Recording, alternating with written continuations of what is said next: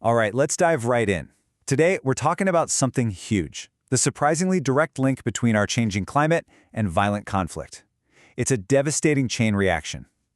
But we're also going to look at this amazing program on the ground in East Africa that might just have a real blueprint for how to break that chain. It's a heck of a question, right? How can something as big and atmospheric as a drought possibly lead to something as immediate and brutal as a gunfight?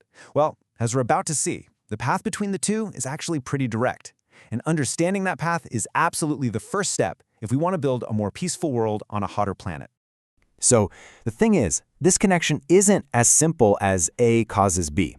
It's not like a heat wave just makes people violent. It's way more complicated than that. Think of it more like a vicious cycle, a chain reaction where one crisis slowly but surely kicks off the next one. Okay, this slide breaks it down perfectly. Let's walk through it. It all starts with climate stress. So in the Karamoja-Turkana region between Uganda and Kenya, this means longer droughts, crazy unpredictable rains. That, in turn, has a direct environmental impact. There's just less water and less pasture for cattle. From there, you get intense socioeconomic tension. You've got communities suddenly competing for the few resources that are left. And in a place with shaky governance and old tensions simmering, that competition can easily, and I mean easily, spill over into violence. And to make this really concrete, check out this number. Since 1980, Uganda has already warmed by up to 1.5 degrees Celsius. This isn't some future model or a far-off prediction. This is happening right now, and it's what's fueling that very first link in the chain we just talked about. And like in so many crises, we have to ask who gets hit the hardest. When resources get tight and people are under pressure, domestic violence often spikes. On top of that, as women and girls have to travel farther and farther to find water or firewood, they're put in much more danger, facing a greater risk of gender-based violence. It's this hidden, terrible crisis within the bigger one. So that's the problem. It's messy, it's complicated, but there are solutions. And now we're going to look inside a program from Mercy Corps called CCLAP. It stands for Climate Change, Livelihoods, and Peacebuilding, and it tackles this whole vicious cycle head-on with a really smart approach. So instead of just waiting for the violence to happen and then reacting, CCLAP tries to break the chain at different spots. First, they build knowledge, giving communities the actual climate data they need to make smart choices. Second, they help govern resources, getting different groups to sit down and actually agree on how to share things like grazing land and water. And third, and this is so important, they reform structures by helping set up local, community-run ways to settle disputes without violence. And this quote right here, it just says it all. This is the goal. It's about changing the whole mindset. You want to get to a point where, when a dispute over cattle breaks out, the first instinct is to turn to local mediators, not to guns. That's what success really looks like. But, it's never that simple, is it? This is a really fascinating and honest look at how these programs have to learn as they go. They had this big, high-level meeting and managed to get a major resource-sharing agreement signed. Huge win. But that same big agreement completely failed to solve a very specific, very local conflict between two particular communities. It's just a powerful reminder that one size does not fit all, and peace has to be built at every single level.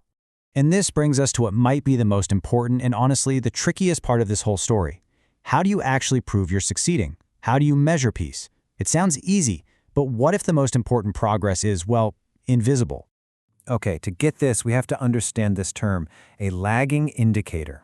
Think of it like the final score of a football game. The scoreboard tells you who won, sure, but it tells you absolutely nothing about the key plays or the shifts in momentum that decided the game. It only shows you the result after everything is already over. Now this slide just lays out the whole debate perfectly. The old way of doing things, the traditional way, was just counting violent incidents. But that's a lagging indicator. The violence only stops after a whole lot of other good stuff has already happened. The new focus is on leading indicators, things like, is there more trust between communities? Are local groups getting better at solving their own problems? It's about what's being built, not just what's been stopped. And here's the kicker. If a donor only gives a project 2 or 3 years, and they're only looking for a drop in violence, they're going to miss all the crucial groundwork that actually makes peace possible in the long run. Okay, so we've been deep in the weeds on the ground. Let's pull back for a second and see how this local approach actually fits into the bigger, global picture.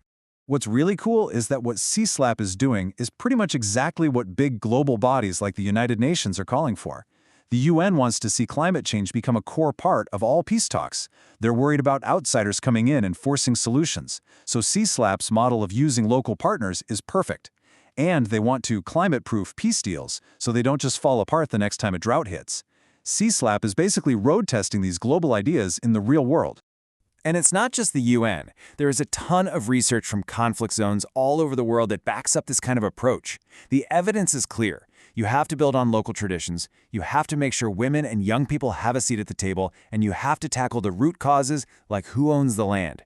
This whole field is called environmental peacebuilding, and CCLAP is hitting every single one of these key points. So the model is promising, it lines up with the best practices, but let's be real, the work is nowhere near done. It's time to look honestly at the challenges that are still out there and then wrap this up with the single biggest takeaway. Yeah, peacebuilding doesn't happen in a vacuum. You've got a massive number of weapons flooding in from instability in South Sudan. There's always the risk that powerful local leaders could just take over these new systems for their own gain. And now there's oil in the region, which adds a whole new complicated layer of competition. And maybe the biggest question of all, how do you keep this amazing work going after the short-term donor money runs out? These are huge, tough questions with no easy answers. But here's the thing. Despite all those challenges, what the CCLAP program has given us is absolutely priceless. It's a blueprint. It proves that you don't have to treat climate adaptation and peacebuilding like two separate issues. They can, and they absolutely must, be woven together.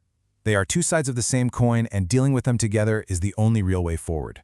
And that leaves us with this final, really provocative question. It's the central challenge for this program, and really for this entire field. If we only count the absence of fighting, we miss the whole story. We miss the slow, hard work of building trust and creating cooperation. So the question is, how do we learn to see and to value the foundations of peace long before the guns finally go silent? The answer to that could change everything.